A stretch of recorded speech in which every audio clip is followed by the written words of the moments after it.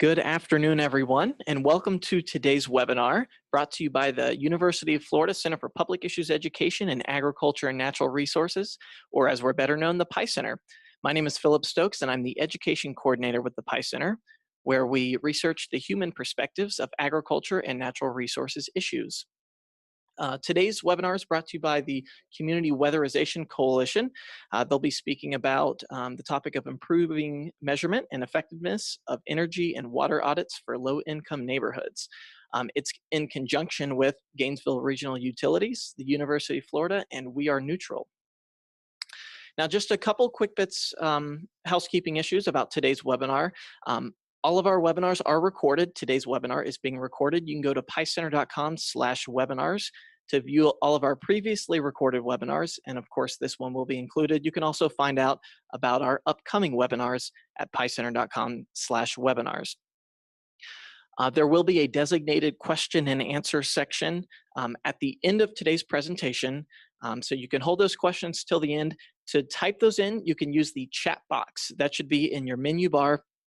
Just open up the chat box and you can type in your questions at the end of today's presentation.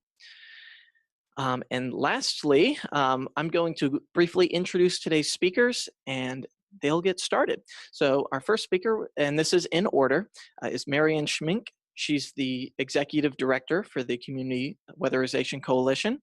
Next is Emily Ott. She's the coordinator for the social marketing campaign of the community-based social marketing coordinator. There's Lynn Jarrett, who's with the University of Florida Program for Resource Efficient Communities. Anna Sampson is the director of We Are Neutral. And Elaine Humrich is the Community Weatherization Coalition Program Coordinator. So once again, I want to thank all of you for joining us today. And without further ado, I'll turn it over to Marianne Schmink. Thank you very much, Philip, for the introduction. And welcome to our webinar, everybody. This is going to be a team presentation. We're talking about a unique 2-year collaborative grant, which was focused on the CWC, a local volunteer home energy efficiency organization, for which I serve as the volunteer executive director. Our general objectives with this grant were to test approaches to make the CWC's home energy surveys more attractive to people and more likely to cause people to change their energy and water use, while at the same time developing good measures of our qualitative and quantitative impact on people's satisfaction and on their savings of money and resources. It's not working.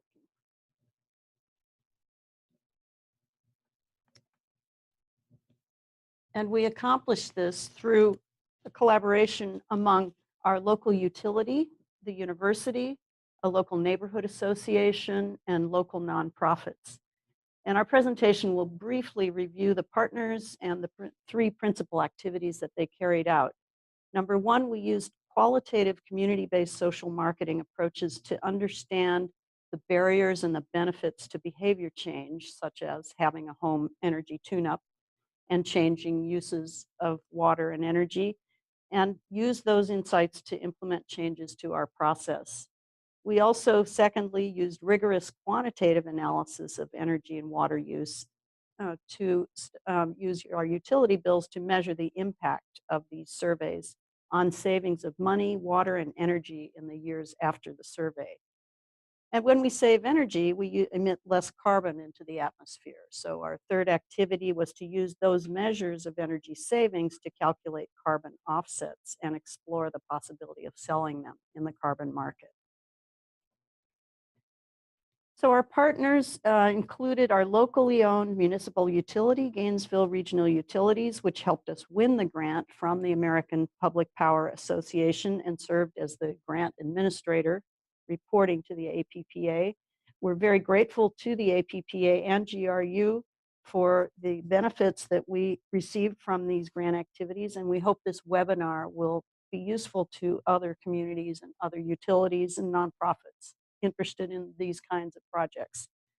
The CWC coordinated grant activities, and work directly with the Greater Duval Neighborhood Association to improve our tune-ups and to improve our communications and outreach. We also worked with UF's Program for Resource Efficient Communities to measure the impact of our tune-ups over time, and with the nonprofit We Are Neutral to measure carbon savings from these tune-ups. GRU is owned by the city of Gainesville, Florida, serves approximately 95,000 customers in this area. It's the 5th largest municipal electric utility in Florida and the most comprehensive utility service provider in the state. Our utility offers electric, natural gas, water, wastewater, and telecommunications services. The CWC is a unique organization. We are based in the community because we are a local grassroots organization based on volunteers. We focus on weatherization because we provide direct services to low-income residents to help them save energy and reduce their utility bills.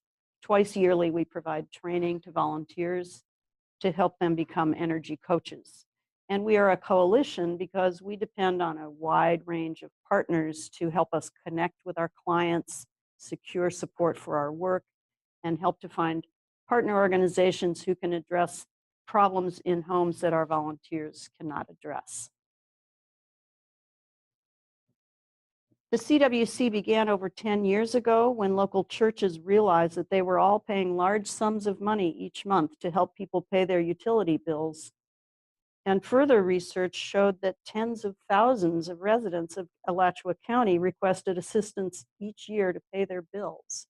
So a group of us decided to do something practical to help reduce those bills and save money and energy for everyone involved. With the support of GRU, we worked with a dozen local partner organizations to develop a volunteer-based program of home energy and water audits for low-income homes. Since we began functioning in 2008, CWC volunteers have helped nearly 900 residents to save money, energy, and water.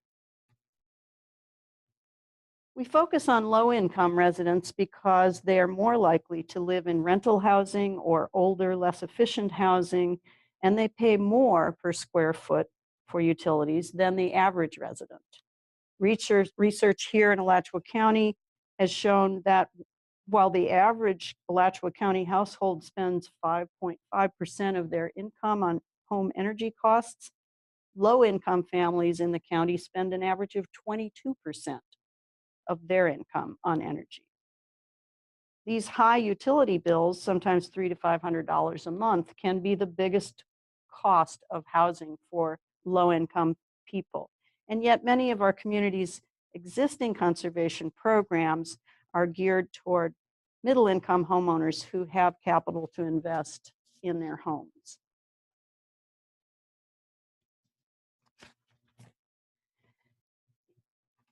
And saving money for clients is one of our main goals, but energy conservation has a variety of other benefits for the community, reducing the leakage of money, monetary resources from our local community. It helps to improve the comfort and livability of our homes, increase their property value, lessen our environmental impacts, and provides a least cost investment for utilities facing growing energy consumption, and perhaps can help reduce the demand for new power plants in the future. CWC home energy tune-ups carried out by our volunteer coaches take about 2 to 4 hours in each home. We inspect the building envelope, their major appliances, lighting, water consumption. We go over the utility history and the bill and discuss how usage and behavior is related to the charges that show up on that bill. We also install energy and water saving equipment such as shower heads, light bulbs, faucet aerators, and pipe insulation, as well as carbon monoxide detectors for safety. We leave a lot of information about tips to reduce energy use and improve safety and comfort, and we provide a detailed report and recommendations. And very importantly, we also partner with other agencies that can assist with home repair, upgrading of appliances, and other kinds of needs that homes have that can't be provided by our volunteers. And these are just some of our very important current partners. And with that, I will pass the presentation to our expert in community-based social marketing, Emily Ott. She will give us more details about that part of our work under this grant. Thanks for that, Marianne. Can everybody hear me? All right, I'm going to assume you can. So my name is Emily Ott, and I'm the Community-Based Social Marketing Coordinator on the grant, and I'm going to talk about the CBSM portion of the project. So the ultimate goal of CBSM in a nutshell is to increase the benefits and decrease the barriers to doing something good. Something like, in our case, saving energy, water, and utility costs for our clients. So we use CBSM to learn what we could change about CWC and how we market it to increase the impact of the program in some specific ways, including increasing clients signing up for their service, training more volunteers, increasing participation by volunteers once they're trained. And we also wanted to increase some indicators of program impact, including client knowledge, self-reported conservation behaviors, and client satisfaction with the program. Finally, we wanted to increase the savings of energy, water, and money after the service was complete. Okay, we focused our CBSM research in one geographic region, and we did that for a few reasons. A major tenet of CBSM is that it's important to talk to the people we do or want to work with, as opposed to reaching out to the general public. Focusing on the public, in air quotes, can lead to watered down, ineffective messaging, and we really want to talk to the people with whom we work or who we want to work directly. So we focused in the Duval neighborhood in particular because there are a lot of people there that fit our target demographic, residents in economic need, typically in older homes, and also because we had been attending meetings of a grassroots community group, the Greater Duval Neighborhood Association, or GDNA, some of whom are depicted here, who could help us recruit research participants and then also build trust with those people enough to give us their honest opinions, including critical feedback, which we really needed to develop effective changes. We also wanted to focus in one area to cluster our efforts as a client recruitment technique to basically make our service more visible and to spread our message from neighbor to neighbor through what we call social norms. We realized after writing the grant while continuing to work with GDNA that they wanted to do a survey of all of the residents in Duval around the same time that we wanted to do the pre-survey for the grant. So being mindful of research burden, not wanting to interfere with the community effort, we decided to partner with them and supported a survey that ended up being a lot less about CWC and more about the broader needs of the community, definitely than we initially intended. So we used some of our survey budget. We helped GDNA hire youth in the community.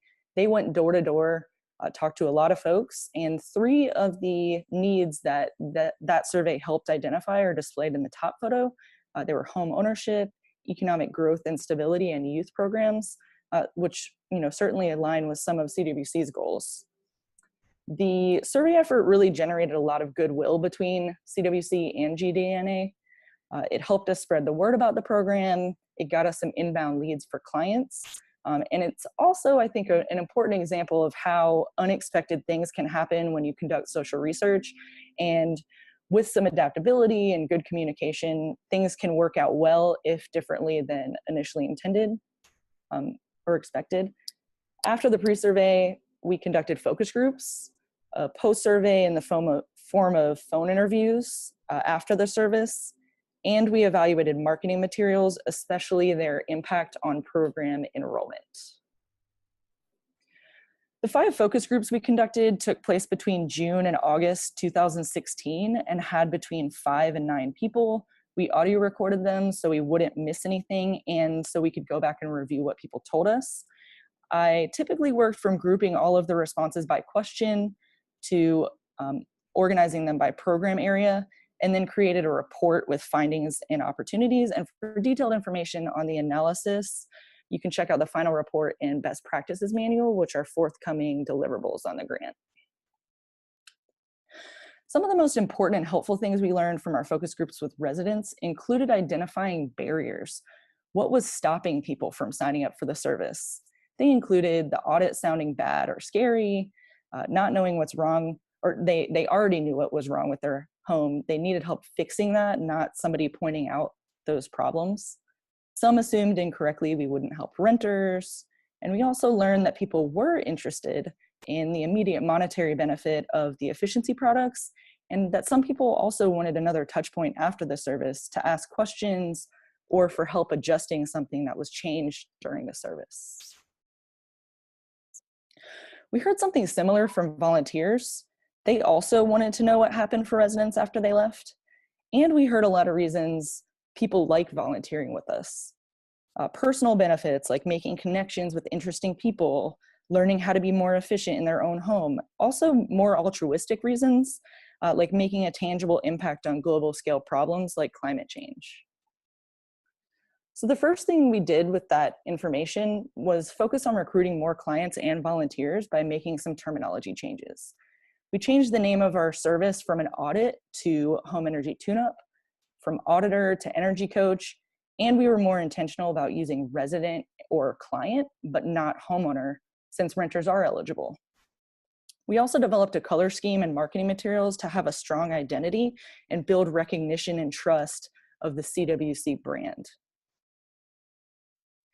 Here are the marketing materials that we designed initially.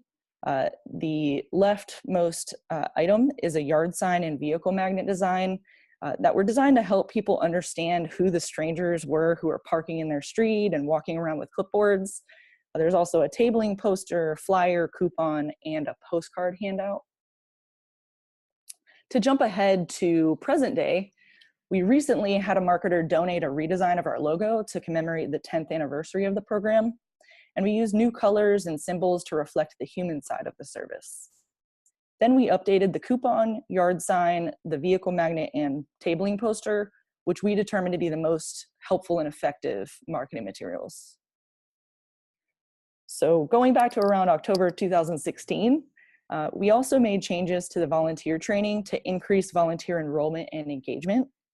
We asked volunteers why they wanted to work with us and could then circle back and describe how volunteering with us in CWC could help them achieve those volunteering goals. We built in more hands-on activities. We were intentional about hosting volunteer appreciation and social events like the one in the middle photo, and signed volunteers up for their first tune-up on the last day of their training.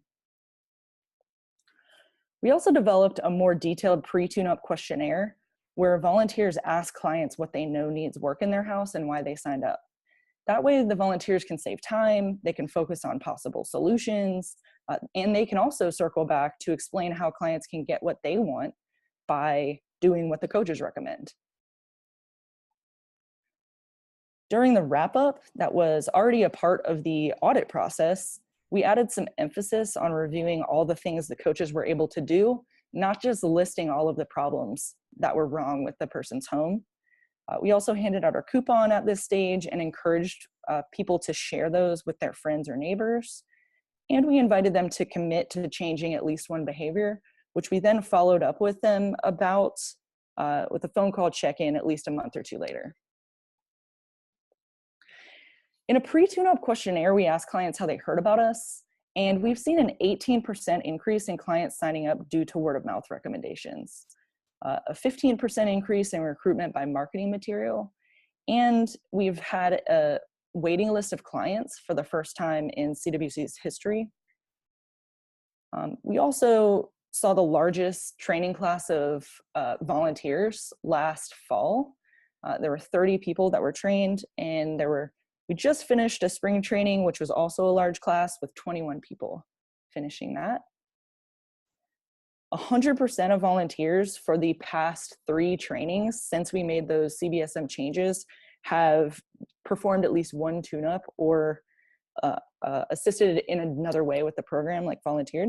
And we're on track to have that repeat a 4th time with this latest class of volunteers. The follow-up survey phone calls were how we assessed self-reported behavior change, knowledge gain, and program satisfaction. A total of 82 clients were called at least one time. 26 surveys were completed. And of those respondents, 85% shared at least one way they had changed their behavior to be more efficient. 92% thought the energy coaches were able to help them better understand their home and how to conserve. 96% of interview respondents identified and described at least one thing they learned.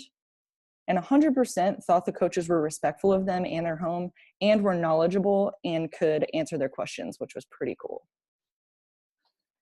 So now, to discuss how this project used utility data to measure the impact of the tune-ups and how we tried to assess the impact of the changes that we made on client savings, I'm going to turn it over to Lynn Jarrett of the University of Florida Program for Resource Efficient Communities.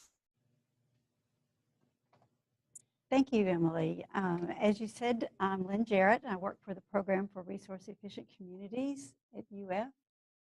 Let's see, there we go. We are an interdisciplinary group with a primary focus on measurably reducing energy and water consumption. One way we do that is to work with utilities to analyze the effectiveness of efficiency programs to see if they actually do provide savings that are expected. So we've been working with GRU and the CWC to see how much impact they're having. I'm going to tell you a little bit about the analysis process. We use a method called the community baseline. Its purpose is to adjust energy use for changes in weather so that you can make comparisons over time. We'll also look at analysis results from 4 different time periods. The first one looked at all audits from 2010 through 2015. Then we've done annual analysis for 2016 and 17. Then the last set of results looks at the persistence of savings in homes that were audited from 2010 through 12 to see whether they continued to have savings in 2016. We are fortunate that GRU provides open access to all of their utility data. That data consists of monthly household level water, natural gas, and electricity consumption. In addition, we use data from the Alachua County Property Appraiser's Office. Generally, this is the heated area of a home, its age, and the number of bedrooms and bathrooms it has. And now that the CWC has begun to note the number of occupants in homes when they do tune-ups, we intend to include that in the future, along with the type of heating and the amount of insulation that the homes have.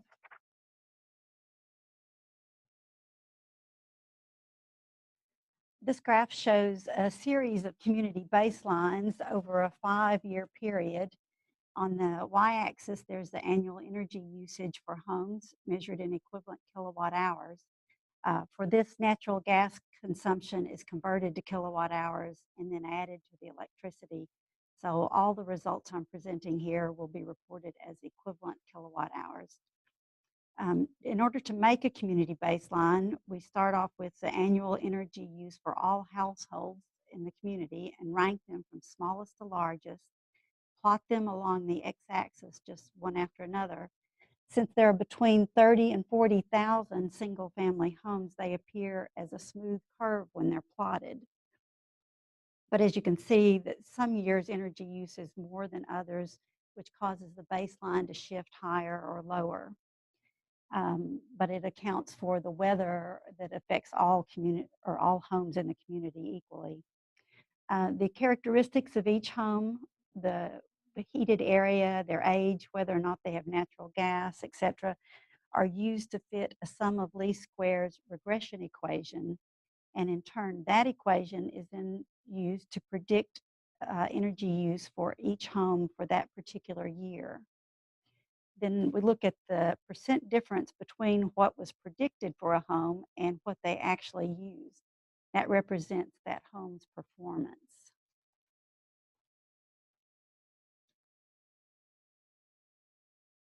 Okay, here we're going to look at the results of 124 audits that were done from 2010 through 2015.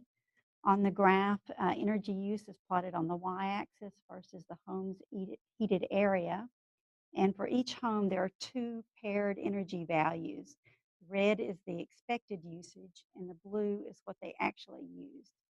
You can see from the best fit lines there that the actual usage, again in blue, is lower than what was expected. That difference represents the energy savings for that group of homes. Two other things you can see from the graph is that there's a general trend toward increased savings as homes' heated areas get larger, as you'd expect, and that there's a lot of scatter in the data. This isn't too surprising if you think about the very different energy and water needs of, say, a family of 5 people compared to a single person, even if they were living in identical homes. If a house used 15% more energy than was predicted by their baseline in 1 year, we would expect them to continue to use 15% more than the baseline the next year, unless they make a change that's going to affect the energy efficiency of their home. And this shift is what we are measuring to determine the energy savings. So all that scatter above and below a baseline isn't really important. It's the relative change in position of homes over time that is important. Groups of homes have been shown to retain their position relative to the baseline from year to year. On the right of this slide, you see the mean energy savings summarized for these homes. During the 12 months after their audits, the mean savings for this group was about 1,700 equivalent kilowatt hours per year. That was the same as about a 10.6% reduction in their energy use, and it saved about $255 per year per home on their electricity and natural gas.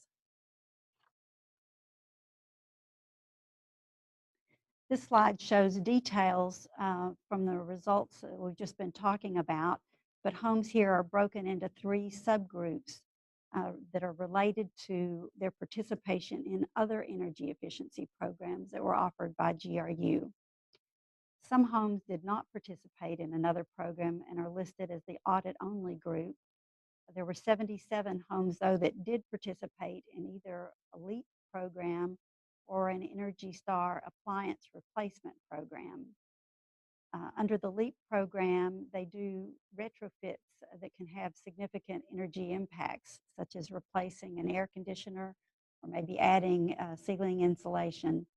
So some homes had these retrofits done before their CWC audits, and some had them after their audits.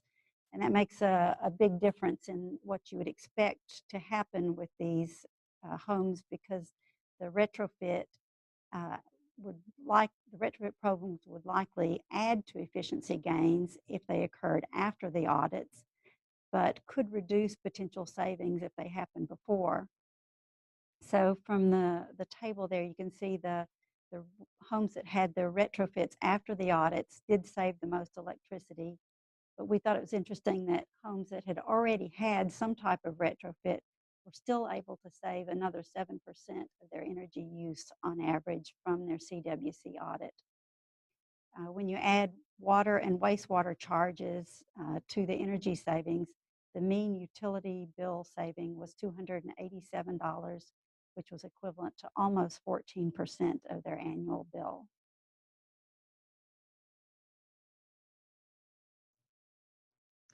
This graph illustrates the change in water use when comparing pre versus post-audit years. Pre-audit usage was ranked from lowest to highest and plotted in blue. The red dots above the curve represent increased usage, while points below will show that the home had water savings. By comparing the water use in the 12 months prior to their tune-ups to their post-tune-up year, these homes had mean savings of about 6,200 gallons per household. 25% of the homes that had the highest savings saved more than 19,000 gallons over the year, while the worst performing 25% of homes had increased usage of at least 7,000 gallons. This histogram illustrates the distribution of the total annual utility savings. It includes electricity, natural gas, water, and wastewater. So you can see the number of homes are represented by each bar on the y-axis. And you can see there that not everybody actually saves money.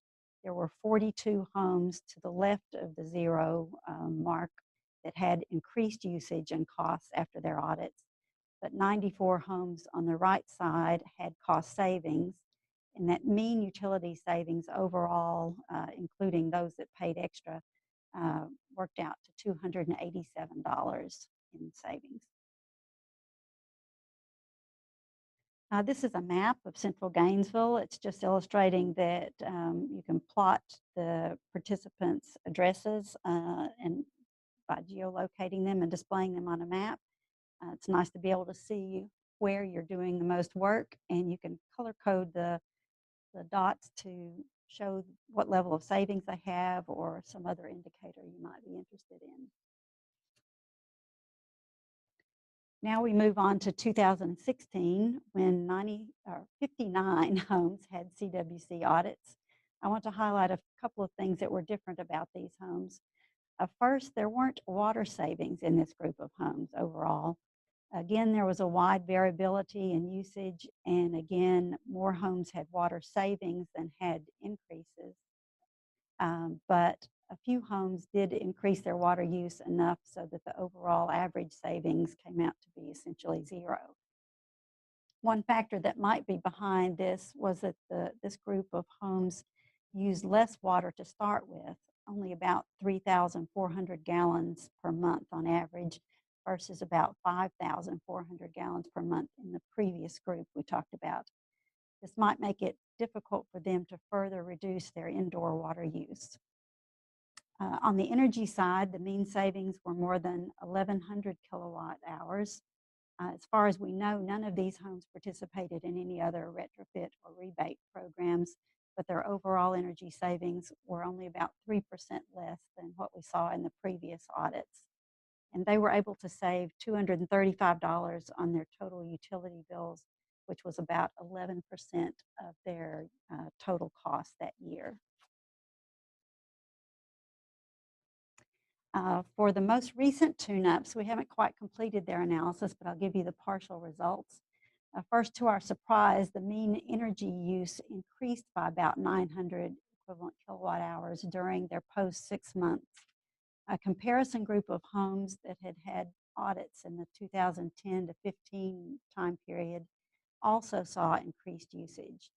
These two groups had very similar sizes and ages of homes, so you would expect them to be similar, but it just showed that they all overall had somehow increases beyond what the baseline was able to account for. Gainesville had had unusually cold weather this past November through January, and we think that the relative inefficient building construction in the older homes and their inefficient resistance type of electric heating systems that most of these homes have meant that they weren't able to perform as well as the rest of the community.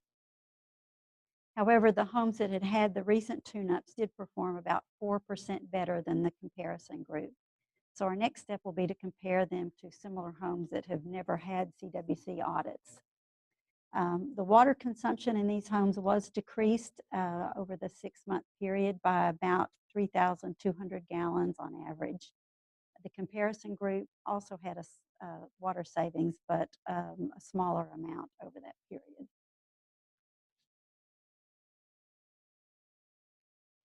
There's some concern that efficiency savings might only be temporary, so we wanted to look and see whether the CWC participants continued to have savings in subsequent years. This analysis looked at energy use in 2016 for homes that had been previously audited between 2010 and 12. The results showed that both energy and water savings have persisted over time. The majority of the group had maintained or had increased their savings. These homes did have relatively high initial consumption of both water and energy, and they were able to save an average about $375 per year on their utilities in 2016 out of a total cost of about $2,000. This was about 19% of their utility expenses for the year. It's possible that these occupants who'd been motivated previously to participate in efficiency programs were also motivated to, after their audits, to continue to look for ways to improve their efficiency. Finally, we have a couple of ideas of how we could improve our analysis by adding other terms to the regression equation. Specifically, I'd like to include some terms to represent the efficiency of the building and the type of heating systems they have. It would also be nice to know whether participants have made other changes that may have been recommended. So we're hoping that the follow-up calls the CWC is now doing may provide that information. Finally, some type of targeting of tune-ups could be done based on the home's past energy intensity. Our results, though, have shown that you don't have to have unusually high consumption to have significant benefits, but those at the very low end of the baseline curve rarely have savings. By avoiding doing tune-ups for those who already have very efficient households, the overall program savings might be increased. But on average, the current program has been saving participants between $225 to more than $300 per year on their combined utility bills. So now Anna's going to talk to you about the work that she's doing to develop carbon offsets from CWC energy savings. Thank you, Lynn. My name is Anna Sampson, and I'm the director of a separate environmental nonprofit called We Are Neutral. And we are also based out of Gainesville, Florida. So We Are Neutral helps businesses, organizations, and individuals become familiar with their impact on the planet by calculating their carbon footprints. So we make sure that these footprints are calculated in terms that most people can understand. Not everybody thinks in terms of metric tons of CO2 equivalents. And then we assist them in helping them reduce their carbon footprint and offsetting it with carbon offsets. So a carbon offset is where you do something positive for the planet to make up for maybe the not so good things that we're doing, therefore making you carbon neutral. There's a lot of carbon offsets out there. You've probably seen an option when you purchase a flight or something that you buy online to add $1 to offset the carbon footprint. And most of the time, these offsets are created by paying a farmer halfway across the world to plant thousands of trees, and then they're all turned into offsets all at once, which is great. Trees need to be planted. But the person who wants to be carbon neutral ends up just writing a check or checks a box to pay for those offsets, and then they move on with their day. At We Are Neutral, we really think it's important that the offsetter has a chance to participate in the offsetting. If that happens, they've truly taken responsibility for their carbon footprint, and they've actually experienced the action of doing something good to offset the bad. And we think that at the end of the day, that creates more of an impactful change. We also believe that these positive actions can happen at the local level, therefore benefiting the community around the offsetter. A great way to do something good is obviously what the Community Weatherization Coalition have already been doing by providing energy upgrades. So it seems simple enough, but turning the action of doing something good into an offset that you can actually buy and sell is complicated. There's a lot of these standards that you have to follow, a lot of organizations that are there to oversee that your offsets are actually legit. And that's actually why people create offsets on such a large scale. Why create them one at a time if the process is so labor intensive? But like I said before, it's because at the end of the day, it's about restoring balance back to our planet. We've found that at the local, personal, community building level, these actions create more change. So as a part of this grant, We Are Neutral has paired up with the CWC to see what turning their grassroots, local, meaningful work into offsets that we can then market, what that might look like. There's a lot of tricky parts that make this not as easy as it sounds, like I said. You have to follow strict protocols that are like checklists to make sure that the work can actually be turned into an offset. This is kind of a new industry, and the protocols are hard to come by, and you can create your own, but it takes years. Then you have to have a third-party verifier come to Gainesville and look at the data, look at the units, look at the protocol, make sure that everybody is telling the truth, and then they sign off on it. The other tricky part is that this has only been done a handful of times. So these verifiers don't have a real way to sign off that this is done correctly, because in some ways we're still defining what correct means. The theory is, though, that if we're successful, carbon offsets can be a funding mechanism for both of our organizations. So to explore this theory, we have to document the good that we've done. We have listed the addresses of every single home that received an energy upgrade, the date in which that upgrade was received, and in total, between both organizations, 767 homes have received upgrades. It's important to note that the CWC and We Are Neutral both started about 10 years ago. We were both infant organizations that were providing retrofits together. So we have a lot of overlap in the residences that were impacted by both organizations. So after we take a look at all these utility data, we have to see how much electricity and water was basically spared by our good work. We're currently pulling all of that energy data for these addresses 5 years prior to the good work and 5 years after. Then we're going to be able to say, because of our work, a certain number of kilowatt hours and a certain number of gallons of water were not consumed. Then we translate this data in terms of tons of carbon emissions that were spared. To give you an example of this, PREC did a study on 108 of our units that were given energy upgrades in 2010. They found that for each residence, on average, around 914 equivalent kilowatt hours were saved. So if you translate this into tons of carbon, you can see that 0.68 tons of carbon emissions were spared each year. And again, spared doesn't necessarily mean able to be sold easily. But if we can successfully write a protocol or find a protocol to find a third-party verifier and get these tons accredited and on a accredited registry, then we're going to be able to sell these tons.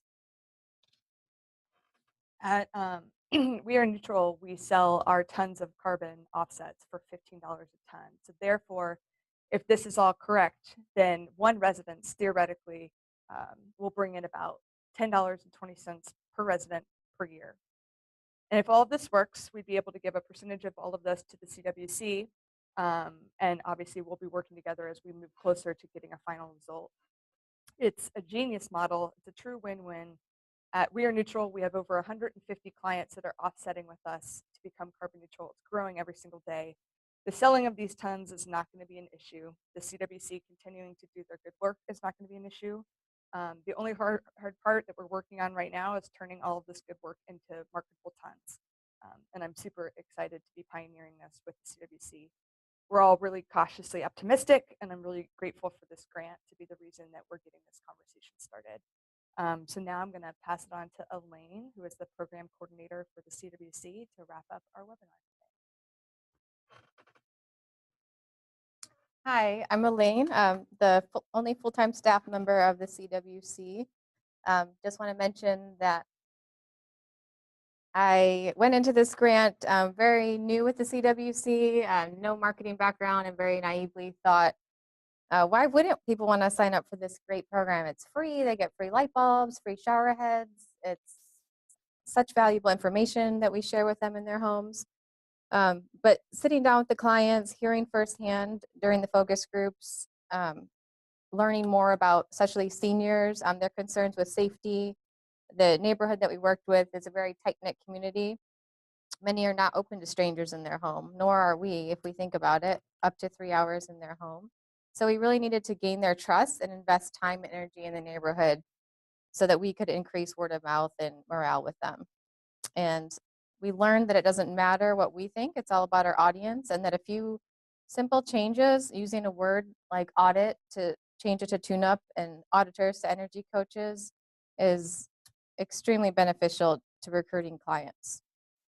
Putting a value on things instead of advertising to say free, free, free was really helpful to hear. That we heard community members are really skeptical of the word free. So putting a value on those shower heads and those light bulbs and water saving devices was really helpful.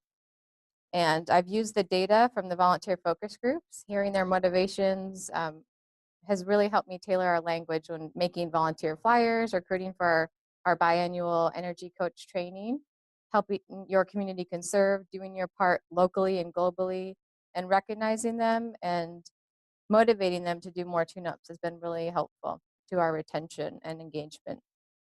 And even though it's very newly developed, we created a commercial with this grant, a promotional video, and it's going to increase our outreach and help community members that are skeptical of what we do in their home for 3 hours see firsthand and hopefully better understand what we do during that tune-up and create more and more families for us to help.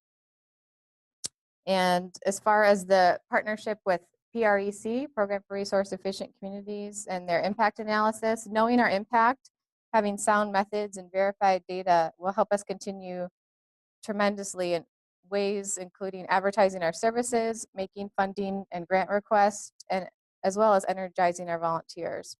So we learned in our focus groups that volunteers are really motivated by making that tangible impact on global scale problems. So them knowing that we save up to 6,200 gallons of water a year for a family and up to 1,200 kilowatt hours of energy is extremely impactful and motivating for them. They want, as well as deserve, to know that their time and energy are producing real numbers and saving resources. And we can communicate with our community members that we can save them hundreds of dollars a year with confidence. So $300 a year may not sound like a lot to some people, but when you're living on really low amount each month, maybe $800 in Social Security, having $25 extra a month in your pocket means an extra meal, a new pair of shoes for your kids, and more. And working with We Are Neutral and carbon offset potential, as we work to diversify our funding sources, this is an exciting endeavor, helping the CWC become more financially sustainable in the long run. It just makes sense. It's a unique program and it's a really exciting endeavor. So we're extremely grateful for all that we've learned in this grant and the opportunity to learn more about our impact in order to better serve our neighbors and save more resources by reaching even more families moving forward. We'll continue to use what we've learned with this grant in our work with the Duval neighborhood to reach out to other neighborhoods throughout our city and county.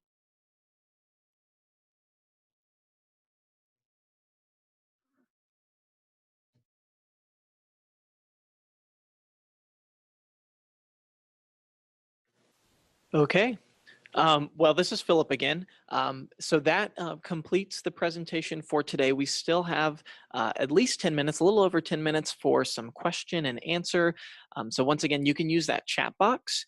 It should be in your menu bar, and you can type in questions to our panelists and our attendees, or if you just have some comments, or if you have anything you want to add to today's topic and today's conversation, please do.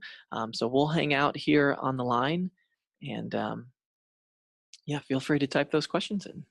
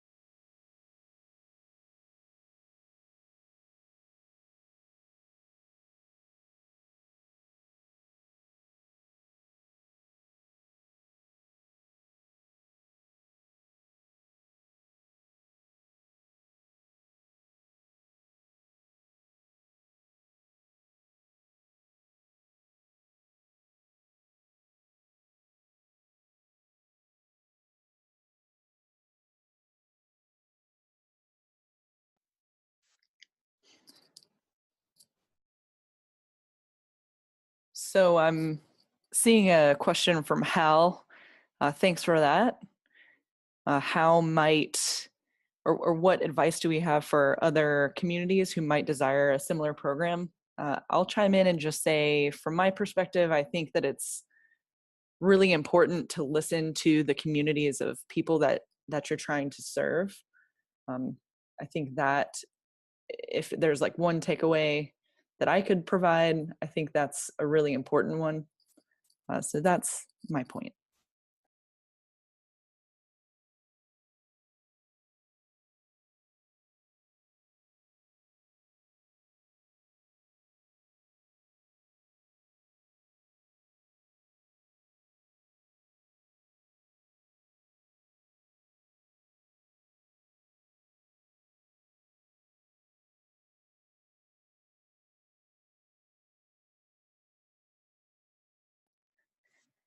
I also see another couple anonymous responses or questions here in the Q&A chat boxes.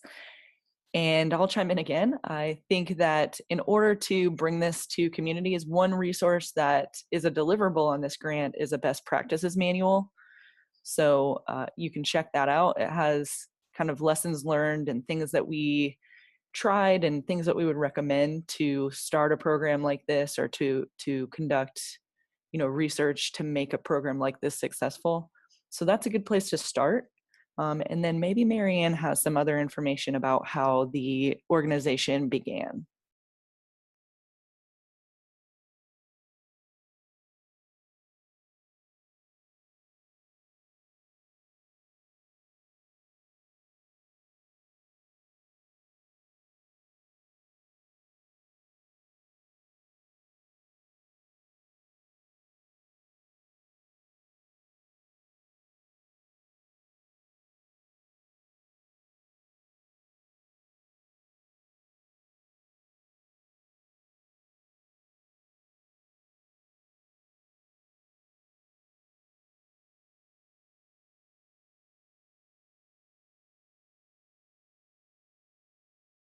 And are beginning to set up their own program there. We would love to help other communities think through how best to accomplish these things in their communities with their unique circumstances.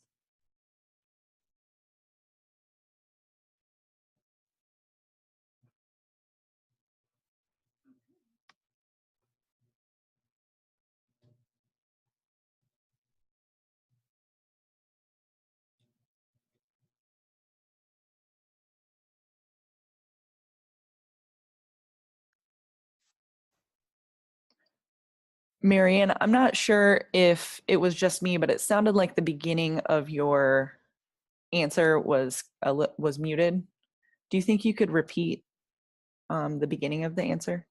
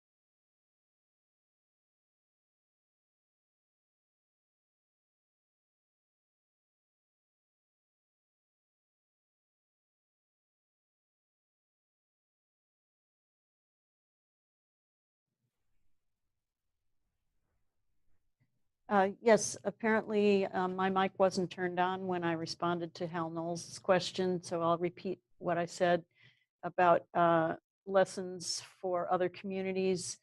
I think one of the important things for us has been the importance of partnerships very broadly in our community. As a small organization, we've worked very successfully with our locally owned municipal utility, which has been very generous in sharing resources and data and all kinds of support since the beginning. So having a positive relationship with the local utility is a very important aspect of partnership. And we also have the benefit of University of Florida researchers who have been very helpful. Um, Other nonprofits in the community who can help us resolve problems that our volunteers cannot address in the homes that we visit. And also the partnership with neighborhood level organizations where we've been able to learn about how to build good ties and trust and have a more concentrated impact. And secondly, understanding and being able to measure and track our impact is very important in terms of our confidence about what we're doing, our ability to convince donors to help us continue, and to make our clients and volunteers understand what the benefits will be of the work we do. So those are some of the elements that I would mention